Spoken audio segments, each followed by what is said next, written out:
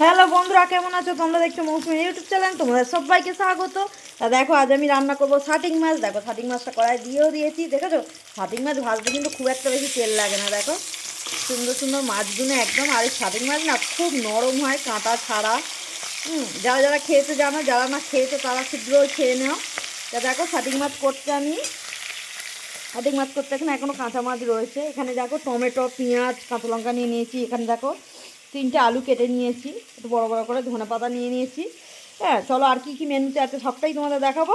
চলো দেখাই, তাহলে শাটিং মাছটা রান্না করে নিই। দেখো, আমি আলুটা ছেড়ে দিয়েছি, আর এদিকে দেখো মাছগুলোও ভাজা হয়ে গেছে।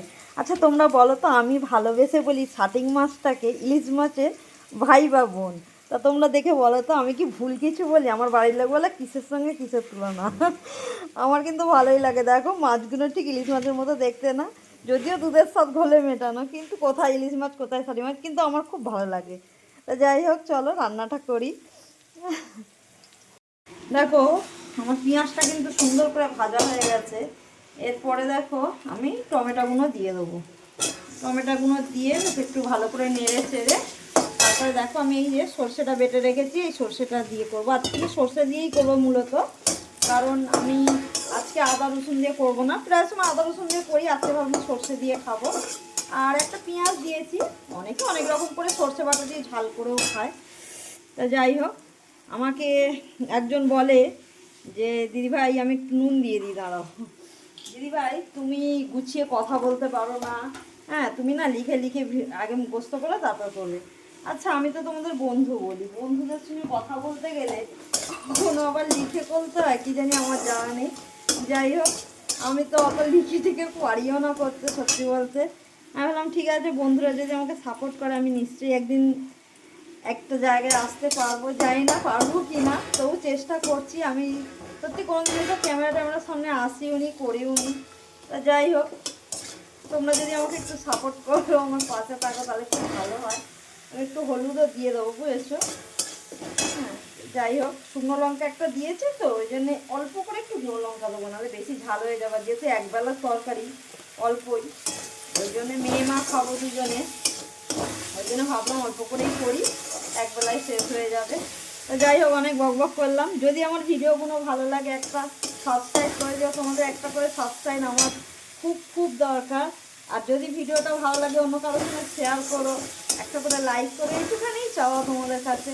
তোমরা যদি আমার পাশে থাকো, এই যে আমি গুছিয়ে কথা বলতে পারছি না বা কিছু, তাহলে সবাই ভাববে না গুছিয়ে, যারা মানে আমার মতো যারা গুছিয়ে কথা বলতে পারে না, তারাও ভাববে যে না ঠিক আছে, এইভাবে ভিডিওটা বানাই। যাকে অনেক বক বক করলাম, চলো এবার রান্নাটা করি। দেখো, সরষে বাটাটা দিয়ে দিলাম, দিয়ে নেড়ে চেড়ে দেখো আলুগুলো দিয়ে দিলাম। এর মধ্যে মোটামুটি মশলা সবই দিয়ে দিয়েছি। আর জাস্ট একটু হলুদ দিয়ে দেবো, তখন একটু অল্প হলুদ দিয়েছি, এখন একটু অল্প হলুদ দিয়ে দিলাম। আর নুনটা তখন একটু অল্প দিয়েছি, আর একটু দিয়ে দেবো স্বাদ মতো, যে যেরকম খাবে। আর এই হচ্ছে ব্যাপার। আর এদিকে দেখো, ওটা কড়াইশুঁটি রেখেছি, কড়াইশুঁটিগুলো দিয়ে দেবো। চলো তরকারিটা হয়ে গেলে তোমাদের দেখাই। তো আমার ঝোলটা রেডি হয়ে গেছে, দেখতেই পাচ্ছ। ঝোল না, এটা ঠিক কারি কারি করবো, মাছগুলো দিয়ে একটু ফোটাবো। দেখো, মাছগুলো দিয়ে দিলাম, আলু টালু একদম সেদ্ধ হয়ে গেছে, মাছগুলো দিয়ে এবার ফোটাবো। চলো ফোটাবার পর দেখাই তোমাদের। তো দেখো, আমি এখন ধনেপাতাগুলো দিয়ে দিচ্ছি। খুব একটা কিন্তু গ্রেভি রাখছি না, একদমই মানে ওই একদম কারি টাইপেরই হবে, দেখতেই পাচ্ছ তোমরা।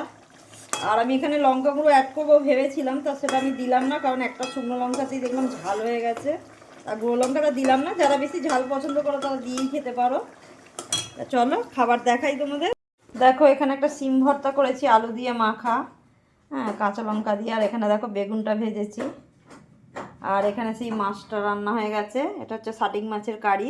তোমরা এভাবে রান্না করে মানে খেতেও পারো, খাওয়াতেও পারো। আর আমাকে কমেন্টে জানিয়ে তোমাদেরও কেমন লাগে এই মাছটা। আর এখানে দেখো রোজকার মতো ভাত হাঁড়িতে। তা ভিডিওটা ভালো লাগলে একটা লাইক কমেন্ট শেয়ার করে দিও।